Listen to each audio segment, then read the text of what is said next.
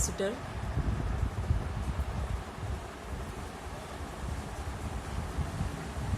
what is a capacitor, what is the capacity or capacitance of a capacitor।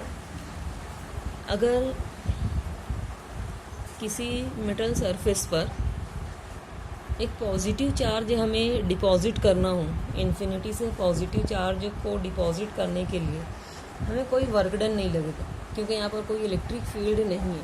लेकिन अगर अगला positive charge आप deposit करने जाओगे इस सरफेस के ऊपर, तो क्या होगा, यहाँ पर पहले जो पॉजिटिव चार्ज हमने डिपॉजिट किया था उसका इलेक्ट्रिक फील्ड अब बन चुका है। इस पॉजिटिव चार्ज को इस चार्ज के इलेक्ट्रिक फील्ड में लाने के लिए हमें अब वर्क परफॉर्म करना होगा अगेंस्ट रिपल्सिव फोर्स। ये चार्ज, पॉजिटिव चार्ज, इस पॉजिटिव चार्ज को रिपल करेगा, इसके ऊपर रिपल्सिव फोर्स एक्सर्ट करेगा। So to deposit this charge we have to do work against the repulsive force. Next positive charge को डिपॉजिट करने के लिए अब हमें और ज़्यादा वर्क परफॉर्म करना होगा, क्योंकि अब जो इलेक्ट्रिक फील्ड बन गया है ये पहले से ज़्यादा हो गया है। ये दोनों चार्जेस इस चार्ज को रिपल करेंगे, यानी इस चार्ज के ऊपर एक्ट होने वाला रिपल्सिव फोर्स पहले से बढ़ जाएगा। तो ज़्यादा फोर्स के अगेंस्ट हमें ज़्यादा वर्क डन की ज़रूरत होगी। तो जैसे जैसे हम चार्जेस को डिपॉजिट करते जाएंगे किसी कंडक्टर के ऊपर, तो हर बार हमें ज़्यादा वर्क डन की ज़रूरत होगी और जो पोटेंशियल है ये इंक्रीज़ होते जाएगा। तो सपोज़ किसी कंडक्टर के ऊपर अगर प्लस क्यू चार्ज डिपॉजिट किया जाए तो उसकी वजह से कंडक्टर का पोटेंशियल इंक्रीज़ होगा 2V।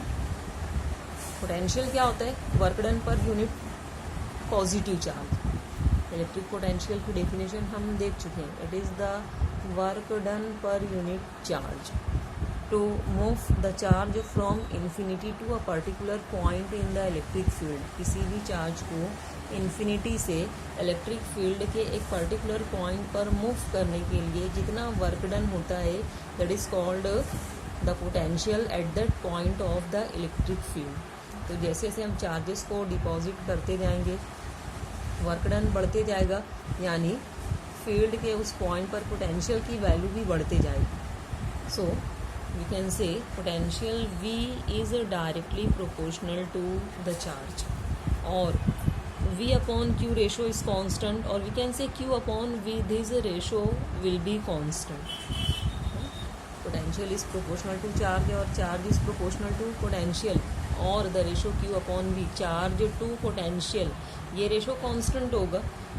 This constant is called capacity of the capacitor, capacity of the conductor, and it is denoted by the symbol C। So the capacity, it is the ratio of charge to potential of a conductor। SI unit of capacity is coulomb per volt. Capacity की SI unit कैसे मालूम करोगे, charge की SI unit लिखोगे coulomb, potential की SI unit volt, coulomb per volt. इसको एक special नाम दिया गया on the name of the scientist Faraday's farad, और इसको डिनोट किया जाता है by the symbol capital F। So 1 farad will be equal to 1 coulomb upon 1 volt. अगर हम चार्जेस को डिपॉजिट करते जाएं कंडक्टर की सरफेस पर तो पोटेंशियल बढ़ते जाएगा। बहुत ज़्यादा पोटेंशियल होने की सूरत में क्या होगा कि चार्जेस में भी leak into the surrounding in the form of spark. तो अगर ज़्यादा चार्जेस कंडक्टर होल्ड कर सके at the lower value of potential, potential बढ़ेगा तो ऑब्वियसली लीकेज होगा सराउंडिंग में in the form of spark, sparking होगी, लीकेज होगा चार्जेस का, क्योंकि जो सराउंडिंग एयर है ये पोलराइज हो जाएगी। जितना ज़्यादा पोटेंशियल बढ़ेगा पोलराइजेशन उतना ज़्यादा होगा। जब पोलराइजेशन बहुत ज़्यादा होगा तो चार्जेस के बीच में जो बॉन्ड है वो ब्रेक हो जाएगी, पॉजिटिव निगेटिव चार्जेस मूव करना शुरू करेंगे, इस तरीके से स्पार्किंग होगी।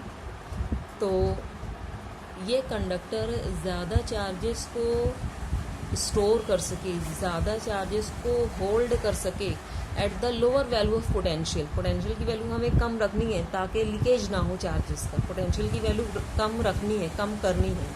तो ये कंडक्टर लोअर पोटेंशियल पर ज़्यादा चार्जेस को होल्ड कर सके, स्टोर कर सके, इसके लिए क्या करोगे, इस कंडक्टर के करीब में जिसके ऊपर पॉजिटिव चार्जेस को डिपॉजिट किया गया है, इस कंडक्टर के करीब में हम एक दूसरी कंडक्टिंग प्लेट प्लेस करेंगे। सिंपली हमें एक कंडक्टर को प्लेस करना है पैरेलल टू दिस वन।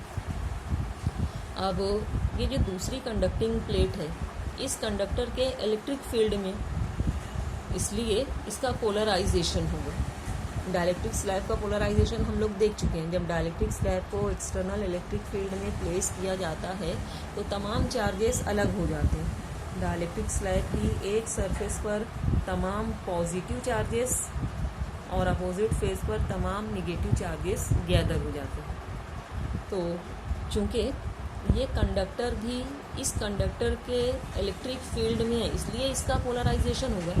जो निगेटिव चार्जेस हैं इस डाइलेक्ट्रिक में, ये कंडक्टर की इस फेस पर गैदर हो जाएंगे और अपोजिट फेस पर तमाम पॉजिटिव चार्जेस गैदर हो जाएंगे। तो इन निगेटिव चार्जेस की वजह से इस कंडक्टर का पोटेंशियल कम हो जाएगा, पॉजिटिव चार्जेस की वजह से इसका पोटेंशियल बढ़ जाएगा।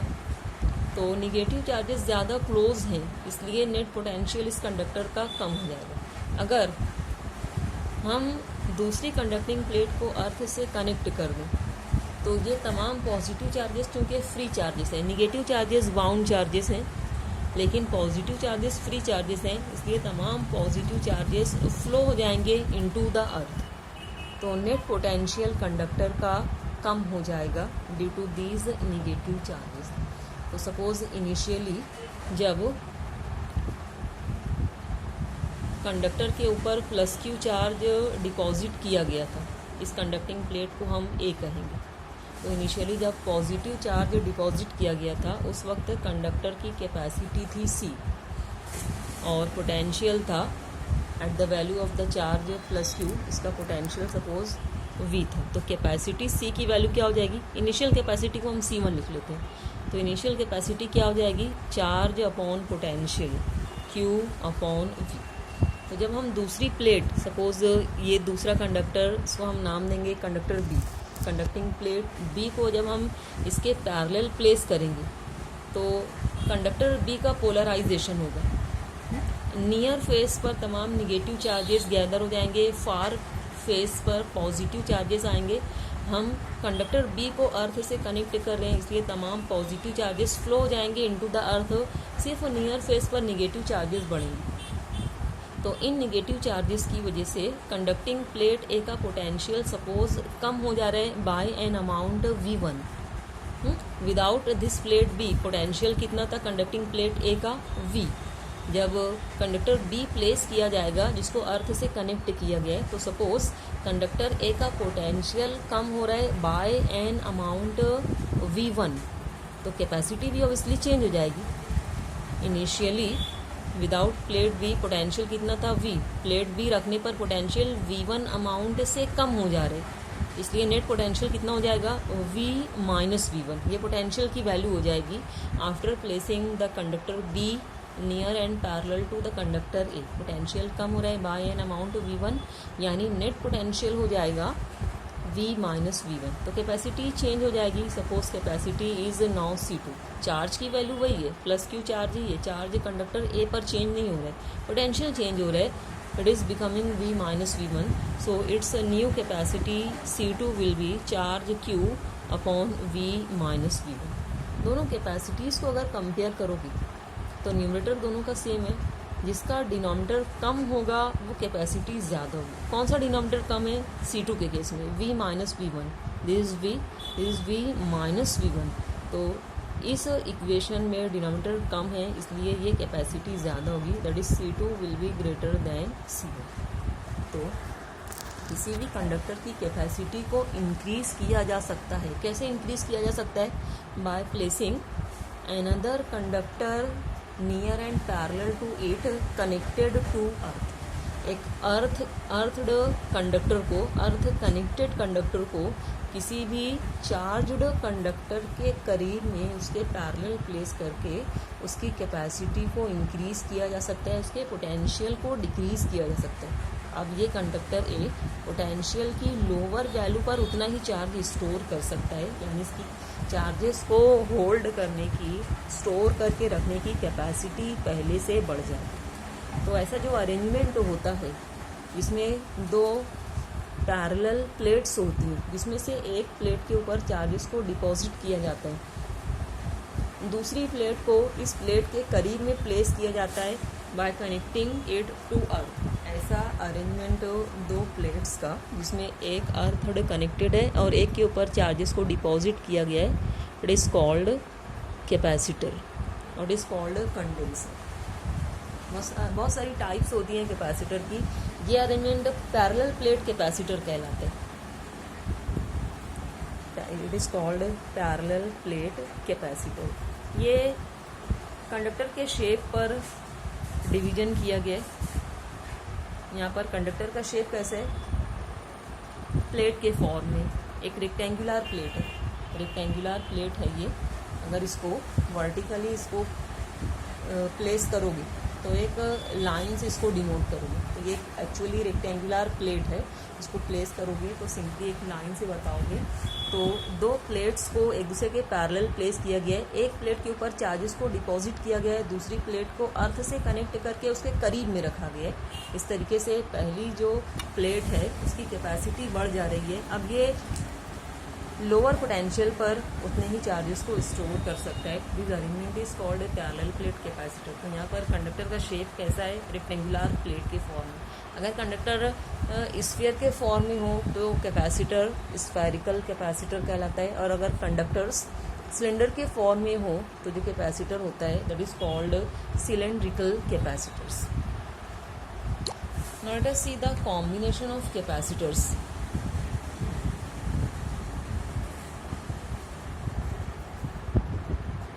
Combination of capacitors. हमारे पास बहुत सारे कैपेसिटर्स हैं, डिफरेंट कैपेसिटीज़। तो इन तमाम कैपेसिटर्स को हम एक सिंगल कैपेसिटर से रिप्लेस कर सकते हैं जिसकी कैपेसिटी उन तमाम कैपेसिटर की इफ़ेक्टिव कैपेसिटी के बराबर है। तो दो टाइप्स के कॉम्बिनेशंस पॉसिबल हैं। पहला कॉम्बिनेशन है सीरीज़ कॉम्बिनेशन। सीरीज़ कॉम्बिनेशन में कैपेसिटर्स को कनेक्ट किया जाता है वन आफ्टर दी अदर। तो सपोज़ हमारे पास 3 कैपेसिटर्स हैं। पहले कैपेसिटर की कैपेसिटी है C1, दूसरे कैपेसिटर की कैपेसिटी है C2 और थर्ड कैपेसिटर की कैपेसिटी C3 है। हम इन कैपेसिटर्स को कनेक्ट करेंगे वन आफ्टर दी अदर। पहले कैपेसिटर की दूसरी प्लेट को कनेक्ट करेंगे दूसरे कैपेसिटर की पहली प्लेट से, दूसरे कैपेसिटर की दूसरी प्लेट को तीसरे कैपेसिटर की पहली प्लेट से, और पहले कैपेसिटर की पहली प्लेट और लास्ट कैपेसिटर की सेकंड प्लेट, इन दोनों को हम कनेक्ट करेंगे अक्रॉस द बैटरी। तो suppose potential applied is V। तो अगर ये बैटरी I करंट सेंड कर रही है जिसको हम डिफाइन करते हैं as rate of flow of charge, तो सपोज़ इस करंट की वजह से पहले कैपेसिटर की पहली प्लेट पर चार्ज +Q डिपॉजिट होगा, दूसरी प्लेट पर इंडक्शन की वजह से कितना चार्ज आएगा -Q। तीनों सीरीज़ में करंट जो फ्लो होगा सीरीज़ में हमें मालूम है सेम होगा, इसलिए हर कैपेसिटर की प्लेट पर चार्ज का मैग्नीट्यूड भी सेम होगा। दूसरे कैपेसिटर की पहली प्लेट पर +Q और दूसरी प्लेट पर -Q चार्ज आएगा, तीसरे कैपेसिटर की पहली प्लेट पर +Q और दूसरी प्लेट पर -Q charge deposited same magnitude में होगा ओवर ऑल दी कैपेसिटर्स। लेकिन जो पोटेंशियल होगा बिटवीन द प्लेट्स ये डिफरेंट होगा। तो suppose potential difference across the plates of first capacitor is V1। दूसरे कैपेसिटर की प्लेट्स के बीच का जो पोटेंशियल डिफरेंस है V2 है, और थर्ड कैपेसिटर की प्लेट्स के बीच का पोटेंशियल डिफरेंस V3 है। तीनों की कैपेसिटी अलग है, लेकिन चार्जेस डिपॉजिटेड या इंड्यूस्ड चार्ज का मैग्नीट्यूड हर कैपेसिटर पर सेम है, लेकिन चूँकि कैपेसिटी डिफरेंट है इसलिए तमाम कैपेसिटर्स की प्लेट्स के अक्रॉस पोटेंशियल डिफरेंस भी डिफरेंट होगी। पहले कैपेसिटर की कैपेसिटी C1 कैसे लिखेंगे? कैपेसिटी का फॉर्मूला क्या है? Charge upon potential. तो पहले कैपेसिटर की कैपेसिटी हो जाएगी C1 equal to Q upon V1, यानी पोटेंशियल डिफरेंस हो जाएगा across the plates of the first capacitor as V1 को इधर लाएंगे, it will be Q upon C1। तो पहले कैपेसिटर की प्लेट्स के बीच पोटेंशियल डिफरेंस की वैल्यू हो जाएगी V1 equal to Q upon C1। इसी तरीके से दूसरे कैपेसिटर की प्लेट्स के अक्रॉस पोटेंशियल डिफरेंस की वैल्यू क्या हो जाएगी? चार्ज का मैग्नीट्यूड वही है, पोटेंशियल डिफरेंस क्या है? V2, और कैपेसिटी क्या है सेकंड कैपेसिटर की? C2। तीसरे कैपेसिटर की प्लेट्स के अक्रॉस पोटेंशियल डिफरेंस हो जाएगा Q अपॉन C3। कैसे हम लिख रहे हैं ये? By the formula V equal to Q upon C। अब by the law of conservation of energy जो अप्लाइड पोटेंशियल है ये किसके बराबर होगा? तमाम प्लेट्स के अक्रॉस पोटेंशियल डिफरेंसेस की जमा के बराबर। V will be equal to V1 plus V2 plus V3। So as per the law of conservation of energy, potential V will be V1 plus V2 plus V3। V की value Q upon C, V1 is Q upon C1, V2 is Q upon C2, V3 is Q upon C3। तो charge Q इस तरफ से common ले लेंगे, Q upon C will be equal to Q into bracket क्या बचेगा पहले ratio में 1/C1 plus 1/C2 plus 1/C3। Q will be cancelled from both the sides, so 1/C will be equal to 1/C1 plus 1/C2 plus 1/C3। तो ये effective capacity है, resultant capacity है capacitors के series combination के लिए, इसलिए इस effective capacity को हम लिखेंगे CS, capacity of the capacitor for series combination. So you can say the reciprocal of effective capacity for series combination is equal to 1/CS है।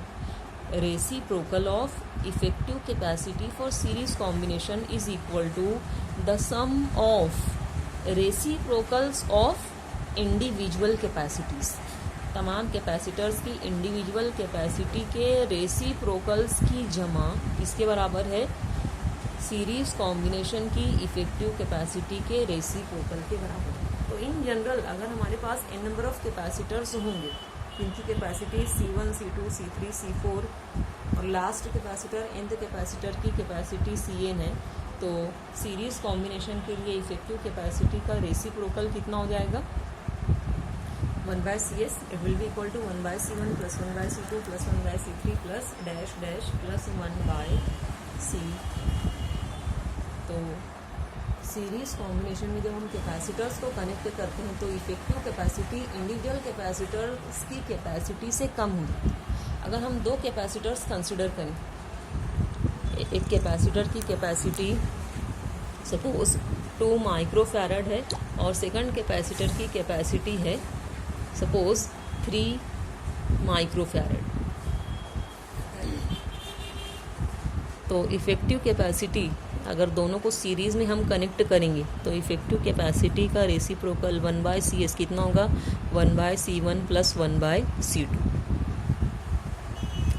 C1 की वैल्यू 1/2, C2 की वैल्यू 1/5। वैल्यू क्या हो जाएगी? 5 plus 2 upon 5 into 2, that is it will be 5 plus 2 7 upon 5 into 2 10। ये 1/CS है, तो CS की वैल्यू क्या हो जाएगी? CS will be equal to 10 upon 7 and 10/7 will be 1 point something।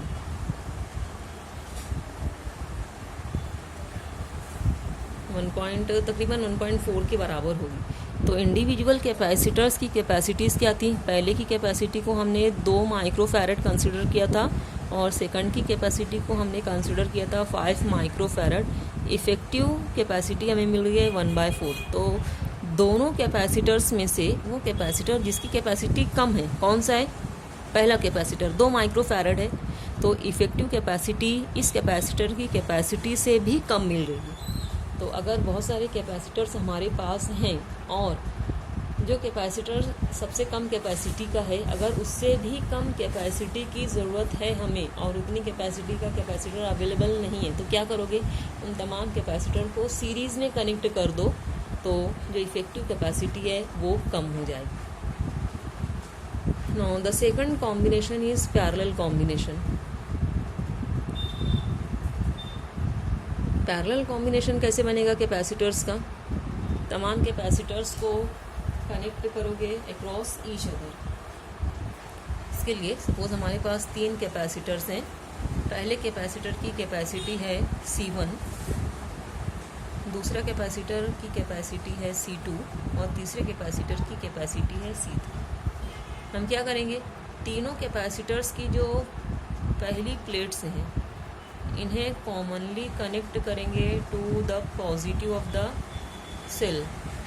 तीनों की जो सेकंड प्लेट्स हैं इन्हें कॉमनली कनेक्ट करेंगे to the negative of the cell. Suppose applied potential is V।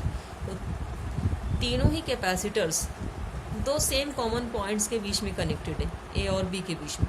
A और B के बीच में पोटेंशियल डिफरेंस कितना है? V। इन्हीं 2 पॉइंट्स के बीच में C1 कनेक्टेड है, इसलिए इसकी प्लेट्स के अक्रॉस पोटेंशियल डिफरेंस कितना होगा? V। C2 भी इन्हीं 2 पॉइंट्स के बीच में कनेक्टेड है, जिनके बीच पोटेंशियल डिफरेंस है V। C3 भी इन्हीं 2 पॉइंट्स के बीच में कनेक्टेड है, इसलिए इनके अक्रॉस पोटेंशियल डिफरेंस सेम होगा। तो अगर पैरेलल में कैपेसिटर्स को कनेक्ट करोगे तो तमाम प्लेट्स के अक्रॉस पोटेंशियल डिफरेंस सेम होगा।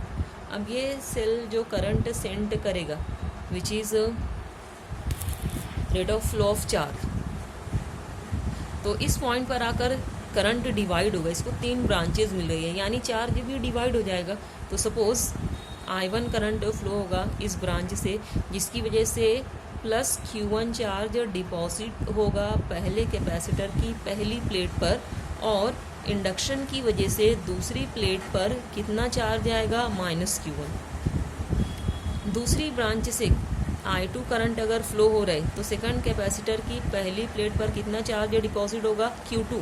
इंडक्शन की वजह से दूसरी प्लेट पर -Q2 चार्ज आएगा। इस ब्रांच से अगर I3 करंट जाएगा तो थर्ड कैपेसिटर की पहली प्लेट पर कितना चार्ज डिपॉजिट होगा? +Q3। इंडक्शन की वजह से दूसरी प्लेट पर कितना चार्ज आएगा? -Q3। तो पोटेंशियल सेम होगा between the plates of the capacitor, charges deposited different होंगे, कैपेसिटी चूँकि डिफरेंट है। तो पहले कैपेसिटर की कैपेसिटी का फॉर्मूला क्या है? Charge upon potential. यहाँ से चार्ज Q की वैल्यू हो जाएगी capacity into potential C into V। तो हम तमाम कैपेसिटर्स की कैपेसिटीज़ और चार्जेस के बीच में रिलेशन लिखेंगे in this form Q is equal to CV। पहले कैपेसिटर के लिए इक्वेशन क्या बन जाएगी? पहले कैपेसिटर की प्लेट्स पर चार्ज का मैग्नीट्यूड कितना है? Q1। कैपेसिटी कितनी है? C1। Potential difference between the plates V। Second capacitor की कैपेसिटी C2 है, चार्जेस का मैग्नीट्यूड Q2, पोटेंशियल V। तो charge Q2 for the second capacitor it will be equal to C2 into V। तीसरे capacitor के लिए equation क्या हो जाएगी? चार्ज का magnitude on the third capacitor Q3, potential V है और इसकी कैपेसिटी C3 है, तो Q3 हो जाएगा C3 into. As per the law of conservation of charges Q will be equal to Q1 plus Q2 plus Q3। Q1, Q2, Q3 और Q की values put करेंगे। Q की वैल्यू क्या है? CV। So CV will be equal to Q1 C1V plus Q2 that is C2V। Q3 की value क्या है? C3 into V। Potential V common लेकर कैंसिल कर देंगे इस तरफ पोटेंशियल से।